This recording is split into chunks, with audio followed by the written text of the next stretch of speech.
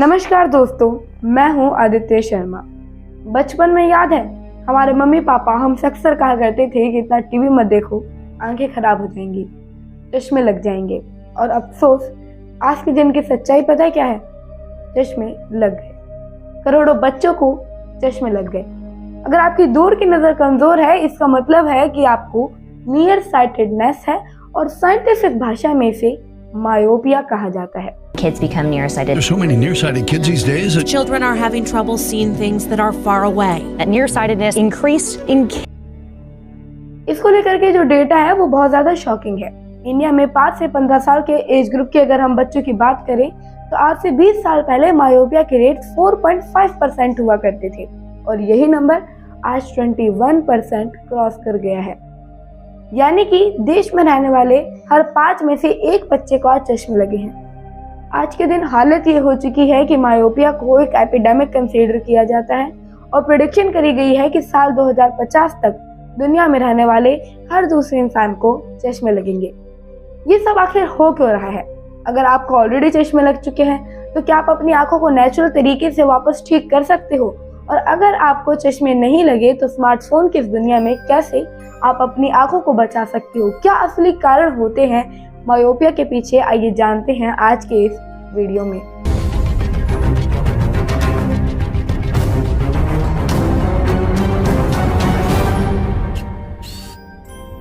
दोस्तों, इन सभी सवालों के जवाब जानने के लिए सबसे पहले हम समझते हैं लेटेस्ट साइंटिफिक स्टडीज को।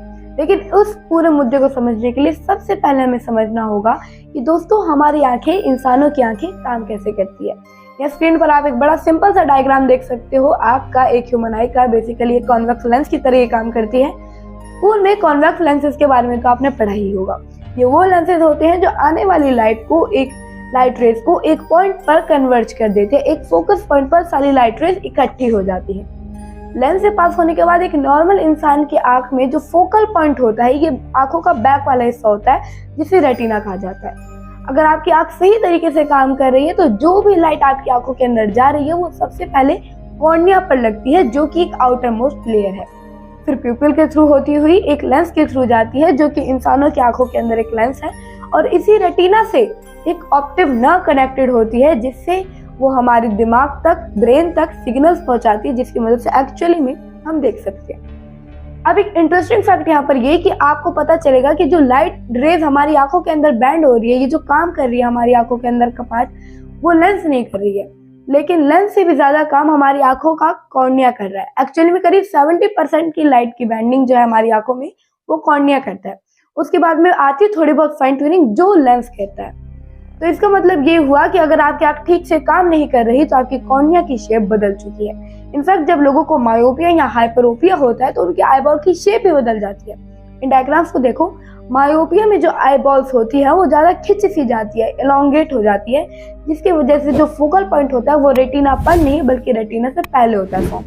और दूसरा केस यहाँ पर ये कि अगर आपकी पास की नजर कमजोर है, इसका मतलब है कि आपको हाइपरोपिया या फिर इसे हाइपरमेट्रोपिया भी कहा जाता है। इसमें आपकी आंख जो है वो पिचक सी जाती है, इसलिए आपको पास की चीजें ब्लरी दिखाई देती है, क्योंकि लाइट रेज जो है वो रेटिना के बाद में कन्वर्ज हो रही है। एक फोकल पॉइंट में जब वो आता है तब कन्वर्ज नहीं हो रही। एक और इंटरेस्टिंग फैक्ट यहाँ पर ये कि इंसानों में आमतौर पर जो सभी न्यूबॉर्न बेबीज होते हैं, जो छोटे बच्चे होते हैं, उनकी आंख ऑलरेडी थोड़ी पिचकी हुई सी होती है। ये हाइपरोपिया वाली आंखें होती है। तो जो न्यूबॉर्न बच्चे होते हैं 2 साल तक के, उनको पास की चीजें अच्छे से दिखाई नहीं देती, वो देख नहीं पाते पास की चीजें अच्छे से। लेकिन धीरे धीरे जैसे बच्चा बड़ा होता है तो आईबॉल्स की साइज जो है वो सही हो जाती है। और इस प्रोसेस को पूरा होने में करीब 2 साल तक का समय लगता है। तो 2 साल की एज के बाद जो है बच्चे को नॉर्मल दिखना शुरू हो जाता है। अब एक सवाल यहाँ पर ये आपके मन में आएगा कि शायद से कि जो लेंसेज की फोकल लेंथ होती है वो तो फिक्स्ड होती है, लेकिन इंसान जो है वो दूर का और पास का कैसे देख सकते हैं? हमें अपनी फोकल लेंथ को बार बार बदलने के लिए लेंस की शेप को भी बार बार बदलना होगा, और ये बात बिल्कुल सही है। और ये काम किया जाता है इंसानों की आंखों में आई मसल्स के द्वारा, जिन्हें सिलरी मसल्स भी कहा जाता है। अपनी आंखों के सामने एक बार अपनी उंगली रखिए ऐसे दूर और धीरे धीरे अपनी उंगली को देखते रहो और अपने आंखों के पास में लाते रहो। आप देखोगे कि आपकी आंख कैसे पास फोकस किए जा रही है। आपकी जो आई मसल्स है वो ज्यादा आपको स्ट्रेस में लग रही है। आपको फील होगा कि आंखों पर ज्यादा स्ट्रेस पड़ रहा है। और वो क्यों पड़ रहा है? क्योंकि आप जितना ज्यादा पास देखना चाह रहे हो, क्योंकि जो हमारी सिलरी मसल्स है वो पास देखने के लिए कॉन्ट्रैक्ट करती है, पास की चीजें देखने के लिए सिलरी मसल्स कॉन्ट्रैक्ट करती है और लेंसेज की शेप जो है वो बदल जाती है। जब आप पास की चीजें देखते हैं तो जो लेंस है वो ज्यादा राउंड बन जाती है, और जब आप दूर की चीजें देखते हैं तो जो सिलरी मसल्स है वो रिलैक्स हो जाती है, ताकि जो लेंस की शेप है वो फ्लैटन आउट हो सके। आंखों की इस एबिलिटी को अकोमोडेशन कहा जाता है, लेकिन ऑब्वियसली सिलरी मसल्स की एक अपनी एक लिमिट है, वो एक लिमिट से ज्यादा लेंस की शेप को चेंज नहीं कर सकती। और जब लोगों की आईबॉल शेप मायोपिया की वजह से ज्यादा इलोंगेट हो जाती है या फिर हाइपरोपिया की वजह से ज्यादा पतली हो जाती है, पिचक सी जाती है, तो यहाँ पे हमारी आंखों की सिलरी मसल जो है वो ज्यादा मदद नहीं कर सकती। लेकिन एक सवाल आपको यह आएगा कि कुछ लोगों को मायोपिया होता ही क्यों है, और कुछ लोगों की आंखें क्यों एलोंगेट हो जाती है और कुछ लोगों की आंखें नहीं होती। यहाँ पर 3 अलग अलग बेसिकली थ्योरीज है। पहली थ्योरी है नियरबर्ग थ्योरी। उन साइंटिस्ट ने कहा कि जितना ज्यादा हम समय बिताएंगे पास की चीजों को देखने में, उतना ही ज्यादा समय लगेगा हमारी आंखों पर स्ट्रेन पड़ने का, उतना ही ज्यादा हमारी आंख की जो मसल्स है सिलरी मसल्स उनको काम करना पड़ेगा, उतनी ज्यादा देर तक हमारी आईबॉल्स जो है वो गोल बनी रहेंगी, और जितना ज्यादा समय आईबॉल्स गोल बनी रहेगी उतना ही ज्यादा मुश्किल हो जाएगा आईबॉल्स को वापस रिलैक्स कर पाना। यह है नियरबर्ग थ्योरी। जितना समय आप बिताओगे किताबें पढ़ते वक्त, फोन की स्क्रीन को देखते वक्त, लैपटॉप की स्क्रीन को देखते हुए, आपकी आंखों पर उतना ज्यादा स्ट्रेन पड़ेगा, आपकी आईबॉल्स पर भी उतना ही ज्यादा स्ट्रेन पड़ेगा। लेकिन इससे पहले भी एक थ्योरी थी जो कई सालों तक मानी जाती थी कि हाँ भाई ये असली कारण हो सकता है मायोपिया के पीछे, वो है डीएनए थ्योरी। साइंटिस्ट का मानना था कि ये कोई कारण नहीं है मायोपिया के पीछे, बस ये जेनेटिक्स से रिलेटेड है। आपका डीएनए बताएगा कि आपको या फिर मायोपिया होगा या नहीं होगा। ये चीज हेरिडेटरी है। अगर आपकी फैमिली में चली आ रही है कि सबको चश्मे लगे हैं तो आपको भी चश्मे लगेंगे, चाहे आप कुछ भी कर लो। ये डीएनए थ्योरी साल 1970s तक आते आते फेल होने लगी, क्योंकि साल 1969 में एक बड़ी इंटरेस्टिंग स्टडी की गई अलास्का में रहने वाले आदिवासी लोगों पर। वहाँ पाया गया कि जो बुजुर्ग लोग थे अलास्का में रहने वाले, उनमें तो कभी मायोपिया देखने को मिला नहीं, लेकिन जो बच्चे थे और जो टीनेजर्स थे उनमें मायोपिया की रेट 50% से ज्यादा थे। एक ही जनरेशन में इतना बड़ा फर्क आना, इतना बड़ा अंतर आना, ये जेनेटिक्स तो इसके पीछे कोई कारण हो नहीं सकता। स्पेशली तब जब वहाँ पे देखा गया कि जो वहाँ के बच्चे हैं वो एक वेस्टर्नाइज लाइफस्टाइल अडॉप्ट कर रहे हैं। यहाँ पर जन्म हुआ नियरबर्ग थ्योरी। दोस्तों, हालांकि नियरबर्ग थ्योरी भी अपने आप में कोई बड़ी डिस्कवरी नहीं थी। टेक्निकली 400 साल से ज्यादा पुरानी ये थ्योरी थी, जब जोहानस केपलर नाम के जर्मन एस्ट्रोनॉमर ने साल 1604 में पहली दफा इसे सजेस्ट किया था कि हाँ भाई ये कारण हो सकता है चश्मे लगने के पीछे, जब उन्हें खुद चश्मे लगे थे। लेकिन साल 1970s तक ये नियरबर्ग थ्योरी थी वो सबसे ज्यादा पॉपुलर बनने लगी थी लोगों के बीच में, साइंटिस्ट के बीच में। ऐसा देखा जाने लगा कि जितने ज्यादा पढ़ाकू लोग थे, जितनी एकेडमिक पॉपुलेशन है, उतने ही ज्यादा चश्मे लोगों को देखने को मिलते हैं। हिस्टोरिकली भी ब्रिटिश डॉक्टर ने एक चीज ऑब्जर्व की कि जितने भी ज्यादा लोग थे जो यूनिवर्सिटी, ऑक्सफोर्ड यूनिवर्सिटी में पढ़ रहे थे, जो बच्चे थे वहाँ के, उनमें मायोपिया के केसेस जो वो ज्यादा देखने को मिल रहे थे as compare to military recruits, जो लोग आर्मी में भर्ती थे। लेट 19th सेंचुरी में एक हैंडबुक थी, उसमें सजेस्ट किया गया कि अगर आपको मायोपिया को ट्रीट करना है तो आपको अपनी हवा बदलने की जरूरत है, एक सी वोयाज लेने की जरूरत है। तो आज के दिन इस नियरबर्ग थ्योरी को भी एक्सटेंड किया जा सकता है स्मार्टफोन, टैबलेट और टीवी, कंप्यूटर से। ये वही चीजें जो हमारे पेरेंट्स कहा करते थे कि इतना ज्यादा टीवी मत देखो, आंखें खराब हो जाएंगी, पास बैठ करके टीवी मत देखो, आंखें खराब हो जाएंगी। क्या ये चीज सच थी? नियरबर्ग थ्योरी की अच्छी एक्सप्लेनेशन तो है, लेकिन इसे प्रूफ कर पाना बहुत ज्यादा मुश्किल है। इनफैक्ट साइंटिफिक स्टडीज ने इस थ्योरी में भी लूपहोल्स पाए। साल 2008 में कंडक्ट करी गई ऑस्ट्रेलियन स्टडी ने पाया कि एक्चुअली में इससे फर्क नहीं पड़ता कि टोटल कितना समय आप नियरबर्ग की चीजों में बिता रहे हो, बल्कि इससे ज्यादा फर्क पड़ता है कि आपके एक सेशन की इंटेंसिटी कितनी है। साल 2050 में एक बार मेटा एनालिसिस की गई, जिसमें नियरबर्ग थ्योरी पर एक गहरी साइंटिफिक स्टडी की गई कि हर एक घंटा जो आप अपनी लाइफ में बिताते हो नियरबर्ग का काम करने में, उसमें आपके मायोपिया का चांस 2% बढ़ जाता है, यानी कि 1 घंटा और एक्स्ट्रा। अगर आप पास की चीजें देख रहे हो, किताबें पढ़ रहे हो, फोन देख रहे हो, लैपटॉप की स्क्रीन देख रहे हो, इन सभी चीजों से मायोपिया का रिस्क बढ़ जाता है। लेकिन कुछ स्टडीज ने यहाँ पे इनकंसिस्टेंसीज भी देखनी शुरू की इस नियरबर्ग थ्योरी में। कुछ साइंटिस्ट ने कहा कि क्या सच में ये मायोपिया इसलिए हो रहा है क्योंकि लोग नियरबर्ग कर रहे हैं, या फिर इसके पीछे कोई और कारण भी हो सकता है, कोई ऐसी चीज जो बहुत ज्यादा रिलेटेड हो नियरबर्ग करने से, जिसकी वजह से लोगों को मायोपिया हो रहा है। यहाँ पे आती है हमारी तीसरी और सबसे लेटेस्ट साइंटिफिक थ्योरी, जिसका नाम है दोस्तों आउटसाइड थ्योरी। इस थ्योरी के अनुसार बच्चों को नियरबर्ग से मायोपिया नहीं हो रहा, बल्कि मायोपिया इसलिए हो रहा है क्योंकि वो बाहर आउटडोर में कम समय बिता रहे हैं। डे लाइट का जो एक्सपोजर है वो मेन वेरिएबल है मायोपिया के होने के पीछे। आज के दिन दोस्तों ज़्यादातर साइंटिस्ट के द्वारा माना यह जाता है कि जो आउटसाइड थ्योरी है वही मेन कारण है मायोपिया के होने के पीछे।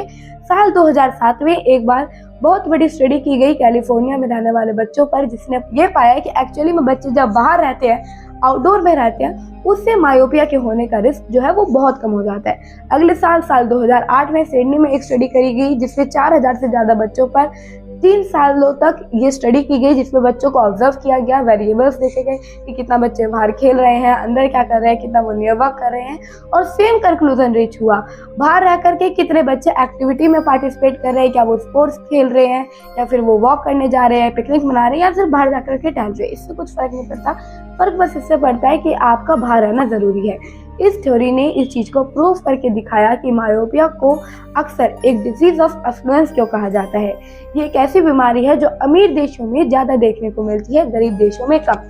जब इकोनॉमिक ग्रोथ जो है वो ज्यादा हो जाती है बच्चों में, जब बच्चे ज्यादा पढ़ाई करने लगते हैं, लोग कंप्यूटर्स में ज्यादा काम करने लगते हैं, आउटडोर्स में कम समय बिताते हैं, तो मायोपिया ज्यादा देखने को मिलता है। जानवरों पर भी स्टडीज की गई कि पता चले कि आंखें सच में इसलिए हमारी एक्चुअली में जो है आंखें खराब हो रही है मायोपिया की वजह से, जब हम बाहर समय बिताते हैं तो आंखों में क्या ऐसा बदलाव आता है जिसकी वजह से हमें मायोपिया नहीं होता।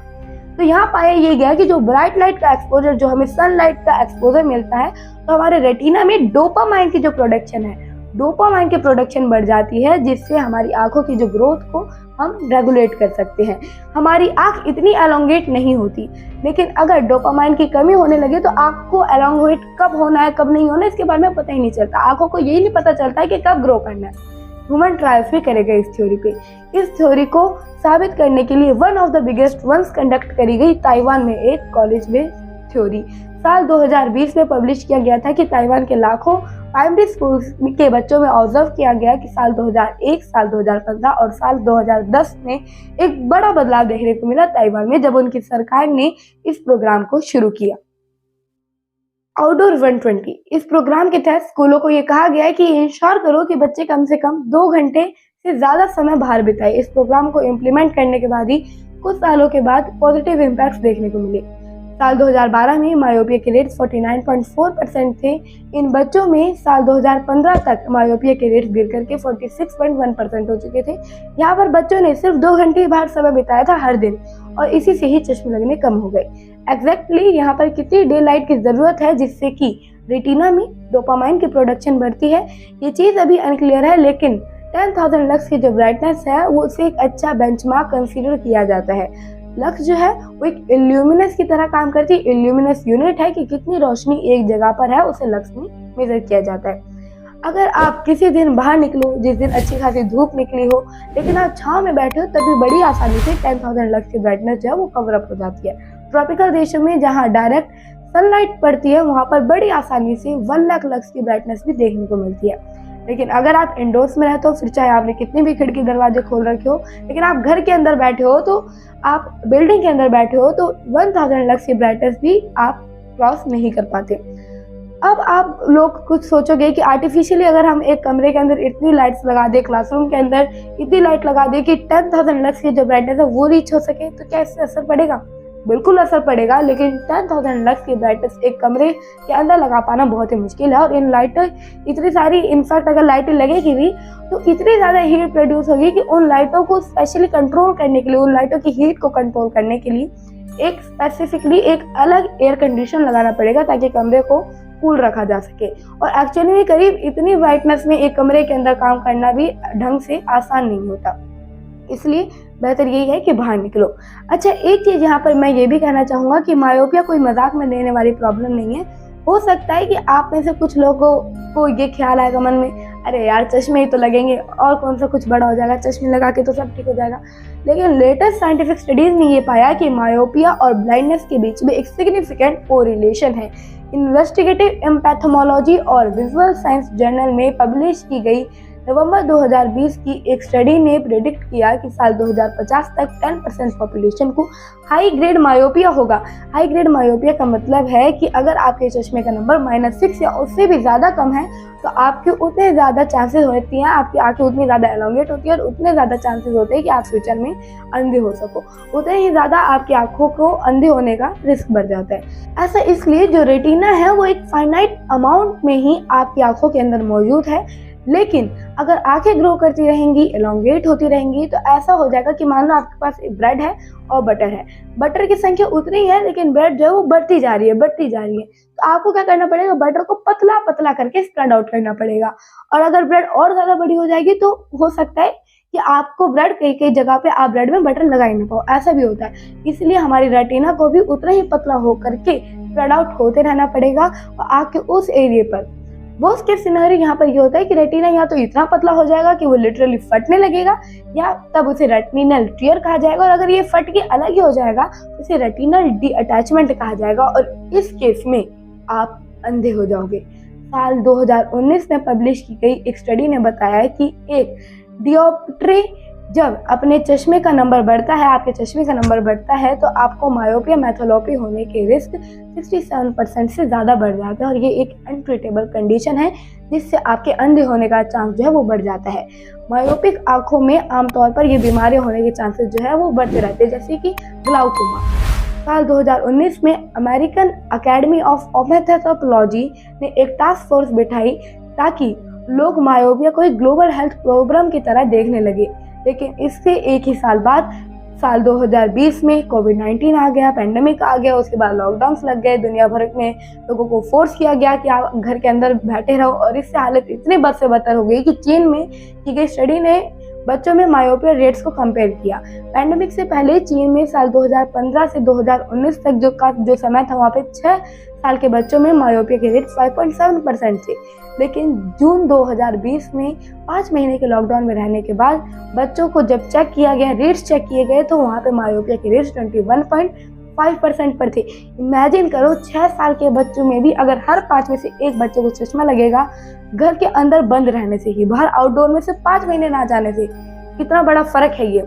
चीन के लिए ये चीज़ एक नेशनल सिक्योरिटी प्रॉब्लम बन चुकी है, क्योंकि जब एयरफोर्स में आप भर्ती होते हो तो आपको अगर एक पायलट बनना है एयरफोर्स का, तो आपकी आंखें बिल्कुल ठीक होनी चाहिए। लेकिन अगर 90% से ज़्यादा बच्चे को ही चश्मे लग जाएंगे तो मायोपिया में आप एयरफोर्स के पायलट कहाँ से लाओगे, आपको कहाँ मिलेंगे एयरफोर्स के पायलट। इंडिया में भी हालत बड़ी तेज़ी से जो है वो बिगड़ती जा रही है। जो डेटा मैंने अभी आपको वीडियो के शुरू में बताया था कि साल 2021 की स्टडी पर, कि ये स्टडी थी कि साल 5 से 15 साल तक के अगर एज ग्रुप के अगर हम बच्चों की बात करें जो अर्बन बच्चे हैं, वहाँ पे साल 1999 में मायोपिया के रेट्स 4.44% हुआ करते थे, लेकिन साल 2019 तक यही रेट 21.15% हो गया।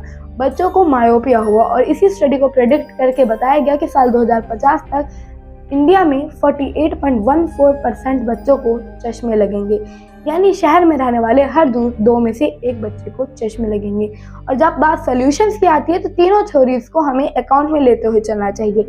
ऐसे नहीं कि जो डीएनए वाली थ्योरी है वो कंप्लीटली गलत है। कुछ लोगों में मायोपिया एक्चुअली में जेनेटिक्स के रीजंस की वजह से भी होता है, और ये बात सच भी है कि अगर आपके पेरेंट्स को मायोपिया है तो उससे आपके मायोपिया होने के चांसेस भी जो है वो बहुत ज़्यादा बढ़ जाते हैं। और जो आउटसाइड वाली थ्योरी वो सबसे ज़्यादा इम्पोर्टेंट थ्योरी है, उसे सबसे ज़्यादा असर पड़ता है आपकी आंखों पर। उसके बाद न्यूयॉर्क वाली जो थ्योरी है, फिर आती है हमारी जेनेटिक्स वाली।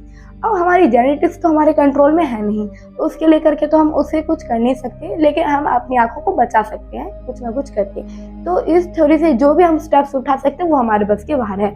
हमें प्रेजेंटेटिव मेजर्स लेने चाहिए इन दोनों थ्योरीज को अकाउंट में लेते हुए। पहला, ज़्यादा से ज़्यादा बाहर निकलो, डे लाइट में, धूप में ज़्यादा समय बिताओ। ऐसा करो कि सनस्क्रीन लगाना मत भूलना, क्योंकि अगर सनलाइट का हमारी स्किन के ऊपर बहुत बुरा असर पड़ता है, जिससे स्किन के कैंसर होने के चांसेस जो हैं वो बहुत ज़्यादा बढ़ जाते हैं।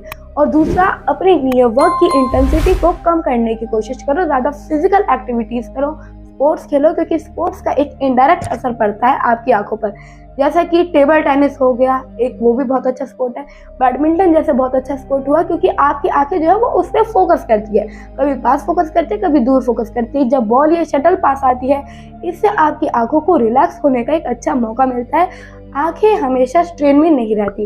लेकिन जब आप फ़ोन की स्क्रीन देखते हो, तो जब आप पढ़ते हो या फ़ोन की स्क्रीन चलाते हो, तो ये सोल्यूशन मैं आपको बता रहा हूँ कि बाकी देशों में भी इसमें ऑलरेडी इम्प्लीमेंट कर चुका है। कि साल 2018 में शी जिनपिंग ने भी कहा था कि चीन के लिए चाइल्डहुड मायोपिया को कंट्रोल करना एक नेशनल प्रायोरिटी बन चुका है। साल 2021 में चीन ने वीडियो गेम्स की इंडस्ट्री पर भी, प्राइवेट और ट्यूटरिंग्स पर भी क्रैक डाउन करना शुरू किया। साल 6 से 7 साल के बच्चों के लिए रिटन एग्जाम्स को खत्म कर दिया है। चाइना में स्कूलों में आप मेटल डेस्क जो है वो मेटल बार्स लगा दिए गए हैं, ताकि जब किताबों को पढ़े तो वो ज़्यादा पास से ना देखे बल्कि दूर से देखे। और पढ़ने का समय जो है वो ज़्यादा नहीं रखा है, कम रखा है किताबों को। और इसके अलावा वीडियो गेम्स के प्ले टाइम पर भी रिस्ट्रिक्शंस लगाई गई है और फिजिकल एक्टिविटीज़ को प्रमोट किया गया है। साल 2019 में सिंगापुर की सरकार ने भी एक ऐसा कदम उठाया। उन्होंने किया ये कि मिनिस्ट्री ऑफ एजुकेशन ने कि 3rd से 5th क्लास तक के बच्चों के मिड ईयर एग्जाम्स को ख़त्म कर दिया, ताकि किताबें में बच्चे कम ध्यान दें और खेलने में ज़्यादा समय बिताएं। प्री स्कूल्स में आउटडोर टाइम को जो है वो डबल किया गया है। जहाँ पे पहले 1 घंटा हुआ करता था वहाँ पर 2 घंटा हुआ, कम से कम 1 घंटा तो बाहर है ही। अच्छा, तो ये सारे प्रेजेंटेटिव मेजर्स उन लोगों ने लिए, लेकिन अब हमें क्या करने अगर हमें ऑलरेडी चश्मे लग चुके हैं। अनफॉर्चुनेटली दोस्तों, मायोपिया एक इरिवर्सिबल प्रॉब्लम है। एक बार अगर आपकी आंखें एलोंगेट हो गई तो दोबारा से नॉर्मल नहीं हो सकती। लेकिन एक चीज़ आप जरूर कर सकते हो, आप अपनी आंखों को एलोंगेट होने से रोक सकते हो। ये सारी चीज़ों को करो जो मैंने अभी आपको कहा, आपके चश्मे का नंबर बढ़ने से रुक सकता है। आपकी आंखें और ज़्यादा खराब नहीं होगी। हालांकि कोई नेचुरल तरीका तो नहीं है अपनी आंखों को वैसे वापस ठीक करने का, लेकिन आप आर्टिफिशियली लैक्सिक सर्जरी जरूर करा सकते हैं आंखों की, जिससे कि आपका विजन जो है वो नॉर्मल हो जाए। इस सर्जरी में किया ये जाता है कि जो हमारे कॉर्निया की शेप है उसको बदला जाता है लेजर के द्वारा। माइक्रोस्कोपिक अमाउंट्स में आपकी कॉर्निया के जो टिश्यू है उनको हटाया जाता है, ताकि आपकी कॉर्निया की जो शेप है वो सही हो सके, सही शेप में आपकी कॉर्निया आ सके और आंखों को नॉर्मल विजन मिल सके। इस पूरे प्रोसीजर को करने में करीब 15 से 30 मिनट तक का समय लगता है और आंखों में एनेस्थेटिक आई ड्रॉप्स डाली जाती है, ताकि आंखों में जो दर्द है वो कम हो। कुछ लोगों को इस सर्जरी कराने के बाद में थोड़ा सा दर्द हुआ, लेकिन मोटे मोटे तौर पर ये एक सिर्फ प्रोसीजर है। इसको करने के बाद अगर आपका चश्मा या कॉन्टैक्ट लेंसेज अगर आप पहनते हो तो उसको पहनने की जरूरत नहीं पड़ती।